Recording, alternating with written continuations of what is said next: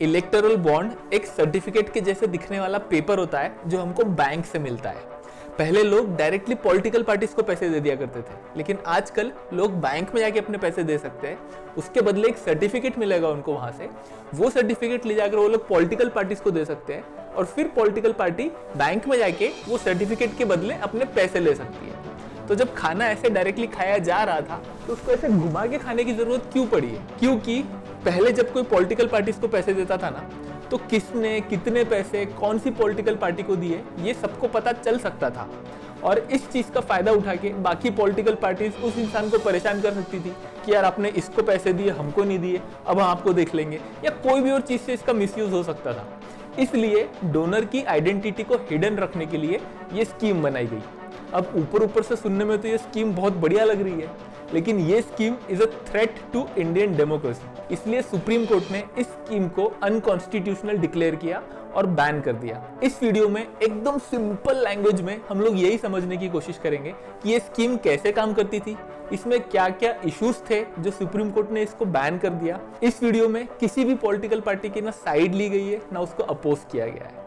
ये टॉपिक की वजह से देश पे एक सीरियस इंपैक्ट हो रहा था, उसी इंटेंशन की वजह से इस वीडियो को एकदम अनबायस्ड वे में बनाया गया है ताकि आप लोग पॉलिटिकल पार्टी से ऊपर उठ के देश के बारे में सोचो। So let's start. Indian government ने 2018 में इलेक्टोरल बॉन्ड्स को इंट्रोड्यूस किया था। एक इलेक्टोरल बॉन्ड आप एसबीआई के किसी भी ऑथराइज्ड ब्रांच से जाकर 1000, 10,000, 1 लाख, 10 लाख या 1 करोड़ के मल्टीपल्स में खरीद सकते हो। आप ये बॉन्ड्स खरीदने के बाद अपने पसंद की किसी भी पॉलिटिकल पार्टी को ले जाकर दे सकते हो। उस पॉलिटिकल पार्टी को अगले 15 दिनों में उस बॉन्ड को एनकैश कराना पड़ेगा बैंक से जाके। और ये इलेक्टोरल बॉन्ड्स आप और मेरे जैसे आम इंसान भी खरीद सकते हैं, या फिर कंपनीज, फॉरेन की कंपनीज जिनकी सब्सिडरीज इंडिया में है, ये लोग भी खरीद के पॉलिटिकल पार्टीज को दे सकते हैं। अब आप और मेरे जैसे इंडिविजुअल्स कितना पैसा डोनेट कर लेंगे, हमारी एक कैपेसिटी है, लेकिन सोचो ये बड़े बड़े कंपनीज, कॉर्पोरेट्स कितने पैसे डोनेट करते होंगे। प्रशांत भूषण एक एडवोकेट है इस केस में। उन्होंने सुप्रीम कोर्ट को बताया कि वेदांता ग्रुप ने पिछले 5 सालों में 457 करोड़ रुपीस डोनेट किए हैं to political parties through electoral bonds. अब आप सोचो कि ये पॉलिटिकल पार्टीज इतने करोड़ों रुपए कंपनी से लेने के बाद क्या ये जनरल पब्लिक के इंटरेस्ट में काम करेगी या ये कॉर्पोरेट्स के बारे में सोचकर काम करेगी। इस चीज का एक बहुत ही बढ़िया एग्जांपल है जर्मनी में। अगर वो हम समझेंगे तो हमारा थोड़ा माइंड क्लियर हो सकता है। जर्मनी पूरे यूरोप की एक लौती कंट्री है जहां पे आउटडोर मतलब पब्लिक में सिगरेट्स की या टबैको की एडवर्टाइजिंग बैन नहीं है। मतलब आप यूरोप में कहीं भी चले जाओ, आपको सिगरेट्स के या टबैको के जो पोस्टर्स है वो बाहर पब्लिक प्लेसेस में नहीं दिखेंगे। लेकिन जर्मनी में outdoor publicity of tobacco and cigarette is allowed, क्योंकि जर्मनी में हर पॉलिटिकल पार्टी को भर भर के फंडिंग दी जाती है इन सिगरेट्स कंपनी की वजह से। इसलिए ये cigarette and tobacco companies lobbying करती है, गवर्नमेंट के ऊपर प्रेशर डालती है इनके फेवर में लॉज बनाने के लिए। इस एग्जांपल से हमको ये देखने को मिलता है कि जो बड़े बड़े कॉर्पोरेट्स पॉलिटिकल पार्टीज को फंडिंग देते हैं और जो बाद में लॉज बनते हैं, उनके बीच में एक डायरेक्ट कनेक्शन हो सकता है। यहाँ पर मैं आपको एक बहुत ही इंपॉर्टेंट टर्मिनोलॉजी से वाकिफ कराना चाहता हूँ, वो है प्लूटोक्रेसी।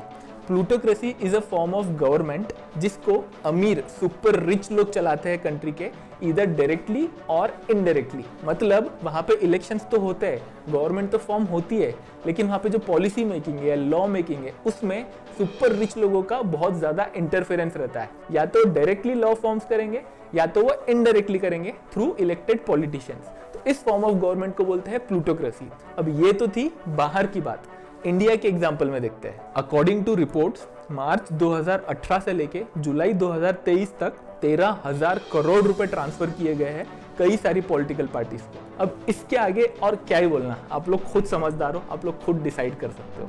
प्रॉब्लम नंबर 2, ये इलेक्टोरल बॉन्ड के स्कीम आने से पहले हमारे देश में जो कंपनीज एक्ट है, मतलब जिस कानून के अंदर ये देश की सारी कंपनीज काम करती है, उस कंपनीज एक्ट में एक प्रोविजन था कि कोई भी कंपनी जब किसी पॉलिटिकल पार्टी को डोनेशन दे रही है तो वो डोनेशन उस कंपनी के पिछले 3 साल के जो नेट प्रॉफिट है उसका 7.5% से ज्यादा नहीं हो सकता। इसका मतलब किसी भी कंपनी को परेशान करके ज्यादा पैसा नहीं लूटा जा सकता था, क्योंकि उसकी अपर लिमिट सेट कर दी गई थी 7.5%। मतलब अगर कोई कंपनी लॉस मेकिंग है, उनका प्रॉफिट ही नहीं हो रहा, तो फिर वो एलिजिबल ही नहीं है किसी को डोनेट करने के लिए।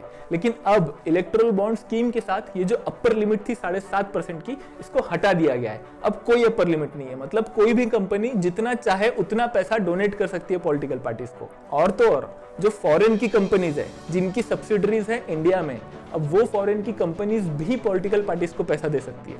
मतलब अब फॉरेन की कंपनीज का भी इन्फ्लुएंस हो सकता है पॉलिटिकल पार्टीज के ऊपर थ्रू दिस रूट। इस इशू के ऊपर प्रशांत भूषण ने सुप्रीम कोर्ट में बोला कि अगर ऐसी स्कीम चलती रही तो जो शेल कंपनीज है, मतलब ऐसी कंपनीज जो रियल में एग्जिस्ट भी नहीं करती, जो सिर्फ पेपर पे बनाई गई है, नकली कंपनीज, उनके जरिए भी पैसे ट्रांसफर कराए जा सकते हैं पॉलिटिकल पार्टीज को। और ये एक बहुत बड़ा इशू है। और ये जो अपर लिमिट हटा दी गई है, इसकी वजह से भी 2 इश्यूज हो सकते हैं। एक तो कंपनीज बहुत सारा पैसा पॉलिटिकल पार्टीज को डोनेट करेगी और इलेक्शन के बाद फिर वो फेवर मांगेगी पॉलिटिकल पार्टी से कि हमने आपको इतना पैसा दिया था, अब हमारा ये काम हमको करके चाहिए। और दूसरा इश्यू ये हो सकता है कि पॉलिटिकल पार्टीज खुद कंपनीज के ऊपर प्रेशर डाल सकती है कि आप हमको इतने पैसे दो, क्योंकि अब तो कोई अपर लिमिट है नहीं। तो इस इश्यू पे जब सुप्रीम कोर्ट ने इलेक्टोरल बॉन्ड स्कीम को स्क्रैप किया, एट द सेम टाइम उन्होंने जो कंपनीज एक्ट में चेंजेस किए गए थे कि 7.5% की अपर लिमिट हटा दी थी, उस चेंज को भी वापस रिवर्ट कर दिया। Problem number 3, electoral bond scheme आने से पहले जब भी कोई इंसान पॉलिटिकल पार्टीज को 20,000 रुपए से ज्यादा पैसे डोनेट करता था, तो ये पॉलिटिकल पार्टीज की रिस्पॉन्सिबिलिटी होती थी कि उनको वो अपने रिकॉर्ड में मेंशन करना है कि किस इंसान ने पैसे दिए, कितने पैसे दिए, और वो रिपोर्ट्स इलेक्शन कमीशन या फिर टैक्स डिपार्टमेंट देख सकते थे।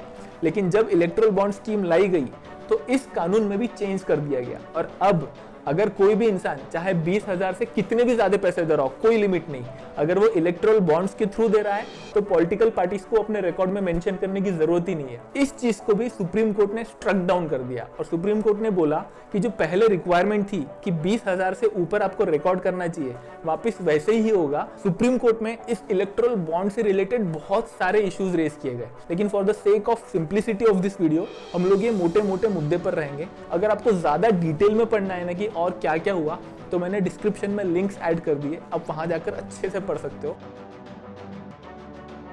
सुप्रीम कोर्ट ने एसबीआई को ऑर्डर्स दिए हैं कि to immediately stop giving electoral bonds further, मतलब आज के बाद एसबीआई इलेक्टोरल बॉन्ड्स नहीं दे सकती। और जो इलेक्टोरल बॉन्ड्स दे दिए, अगर वो पॉलिटिकल पार्टीज ने एनकैश नहीं कराए, क्योंकि याद है पॉलिटिकल पार्टीज को 15 दिनों के अंदर एनकैश कराना पड़ता है बॉन्ड, तो अगर उन्होंने अब तक वो नहीं कराया है तो वो अब आगे नहीं करा पाएंगे। सुप्रीम कोर्ट ने एसबीआई को यह भी ऑर्डर दिया है कि 6 मार्च 2024 तक जितने भी इलेक्टोरल बॉन्ड्स आज तक खरीदे गए, जिस इंसान ने खरीदे हैं, जिस इंसान को डोनेट की है, इस सारी इंफॉर्मेशन आपको देनी है। और ये इंफॉर्मेशन इलेक्शन कमीशन अपनी वेबसाइट पे डालेगा और ये हर कोई देख सकता है। जिस टाइम पे मैं ये वीडियो रिकॉर्ड कर रहा हूँ, उस टाइम पे एसबीआई ने कोई भी इंफॉर्मेशन अब तक दी नहीं है, लेकिन फ्यूचर में 1-2 दिन में वो देने वाली है और इलेक्शन कमीशन की वेबसाइट पे आने वाली है। तो आप लोग ध्यान रखना, आप लोग देखना, आपको पता चलेगा कि कितना पैसा इधर से उधर गया है। So what is the conclusion? बहुत लोग बोल रहे हैं कि सुप्रीम कोर्ट का ये जो फैसला आया, it's too late too little, मतलब ये 2018 से चल रही है स्कीम, इतना पैसा ऑलरेडी ट्रांसफर हो चुका है, अब इस चीज के ऊपर फैसला दे रहे हैं। लेकिन जो डैमेज होना था वो तो हो गया, सारी पॉलिटिकल पार्टीज ने जितना पैसा कमाना था कमा लिया। एट द सेम टाइम हमको ये भी एक्नॉलेज करना चाहिए कि इलेक्टोरल बॉन्ड्स एक छोटा सा पार्ट है पॉलिटिकल फंडिंग का।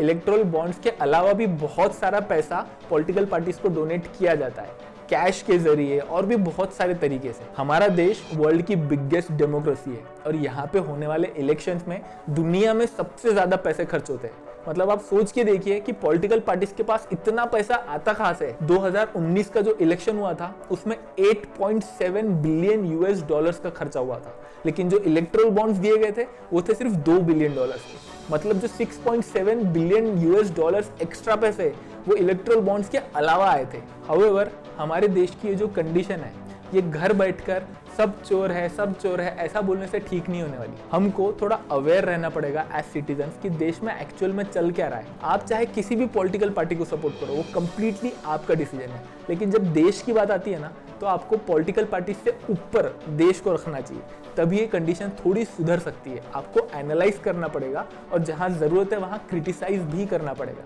सो कॉन्ग्रेचुलेशंस, आपने इस वीडियो को यहाँ तक देखकर अपने 38 घंटों का टाइम बचाया है, क्योंकि उतना ही टाइम लगा ये टॉपिक पढ़कर मुझे समझने में, शायद आपको भी उतना टाइम लगता। ऐसे ही कॉम्प्लेक्स टॉपिक्स को एकदम सिंपल भाषा में समझने के लिए subscribe to this YouTube channel and मैं मिलता हूँ नेक्स्ट वीडियो में। Bye bye.